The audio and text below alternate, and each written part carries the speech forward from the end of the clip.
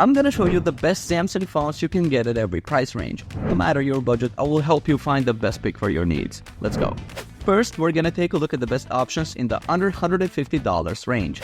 Samsung Galaxy A15. This phone surprised me with its screen quality for the price. The Super AMOLED display is vibrant and smooth with its 90Hz refresh rate, making scrolling pretty nice even in sunlight. The main 15-megapixel camera takes decent shots for your social media, though the other cameras are more basic. Performance is generally okay for everyday stuff thanks to the octa-core processor, but I did notice some slowdowns when juggling multiple apps, especially since the base model only has 4GB of RAM. Battery life is solid, easily lasting me through the day and sometimes two, plus it charges up reasonably quickly. The single speaker is just okay, nothing special, and can sound a bit muffled if you block it with your hand. I'd say this is a solid pick if you want a reliable Samsung experience with a great screen under $150. But if you're a heavy multitasker or want super smooth gaming, you might feel its limits. Samsung Galaxy A06. This is definitely one for the budget-conscious crowd, aiming to give you the smartphone basics without breaking the bank. It's got a huge 6.7-inch screen which is great for watching videos, although I found it's not the sharpest or brightest, and scrolling felt a bit laggy compared to faster screens. The processor handles daily tasks like browsing social media or light gaming without much fuss, and the battery life is dependable, easily getting through a full day. Camera-wise, the 50-megapixel main sensor can get you some decent photos in good lighting, but don't expect amazing shots, especially when it gets dark. Some downsides I noted were the single speaker, which sounds pretty average, and some versions might lack NFC for contactless payments, which is a bummer. I think this phone is perfect as a first smartphone for kids, or maybe as a secondary phone for basic calls and texts. But if you care a lot about screen quality, camera performance, or features like NFC, you might want to look elsewhere. Next, we're gonna take a look at the best options in the $150 to $250 range. Samsung Galaxy A16 5G. This phone is my pick if you're really watching your wallet but still want a reliable Samsung experience with 5G. It's built sturdy enough for everyday knocks, and honestly getting potentially 6 major Android updates on a phone this cheap is pretty awesome. I found the battery lasted a good while, getting me through over 13 hours of video streaming in tests. Performance is where you see the compromises, though. It's fine for basics but can feel a bit slow, especially if you get the model with less RAM. And the interface isn't always super smooth. The screen only refreshes at 90Hz, isn't the brightest, and you only get a single speaker plus the cameras are just okay. So I'd say grab this if your main concern are a low price, decent battery, 5G, and getting software updates for years to come. But skip it if you want smooth performance or great media features.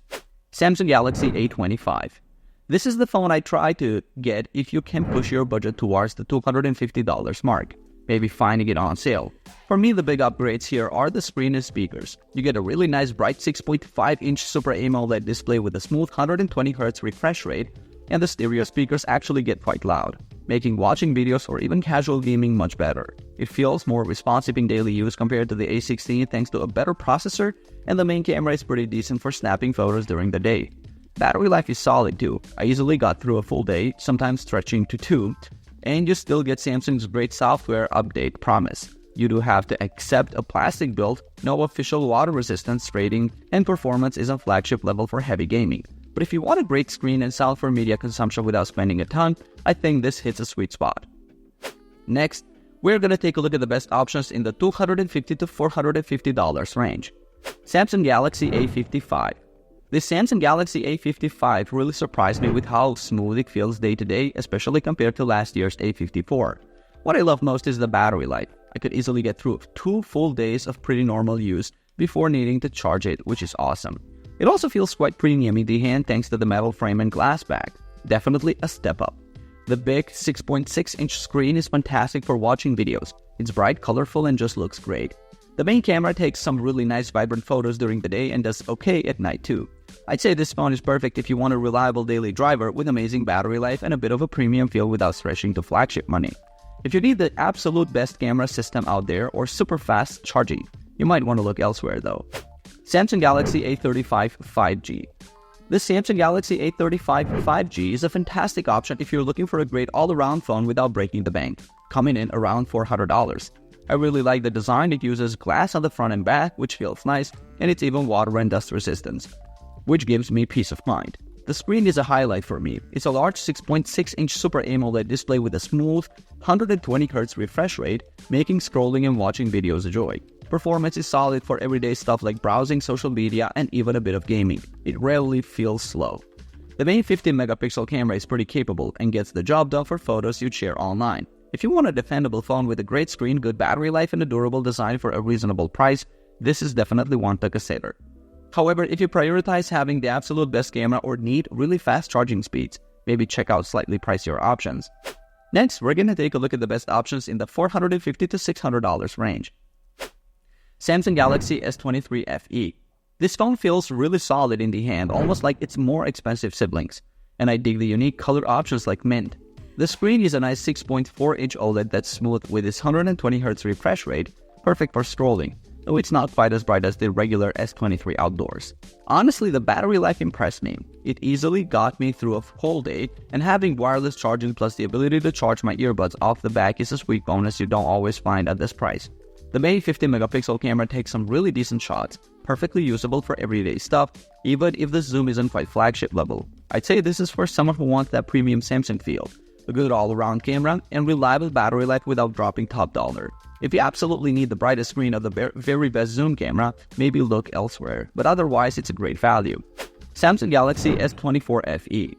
This one feels a lot like a cheaper Galaxy S24 Plus, especially with a big 6.7-inch screen, which is awesome for watching videos or gaming. Performance-wise, it handled everything I threw at it smoothly, from jumping between apps to playing games, and it didn't get overly caught either. Having a dedicated telephoto zoom lens at this price point is a big plus for getting closer shots, something you miss out on with many cheaper phones. The battery generally lasted me the whole day with normal use, though if you're a super heavy gamer, you might notice it drains a bit quicker than some competitors. You also get all those new Galaxy AI features, like Circle the Search and photo editing tricks, which are fun to play with and make it feel pretty modern.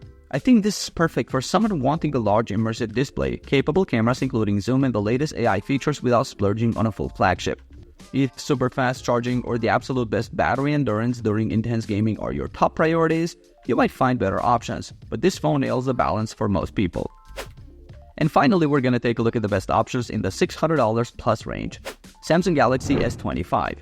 This is Samsung's latest compact flagship, and honestly it feels pretty familiar if you've seen the S24. It keeps that smaller size, which I know a lot of you prefer, easy to hold and slips right into a pocket. Performance is definitely top-notch, handling everything smoothly, and you get those Galaxy AI features that Samsung's pushing, plus some deep Google Gemini integration. The battery life got me through a full day easily, lasting over 14 hours in video tests, and charging it is respectively quick. If you're coming from a phone that's a few years old and want a premium, smaller Android device without paying the absolute top price, I think you'll be happy here. But if you already have an S23 or S24, the upgrades feel pretty small this year, especially since the cameras and screen seem largely unchanged. Alright guys, thanks for watching. I hope this video was helpful to you. If you found this video to be helpful, leave a like and subscribe for more videos like this in the future. Alright, peace out.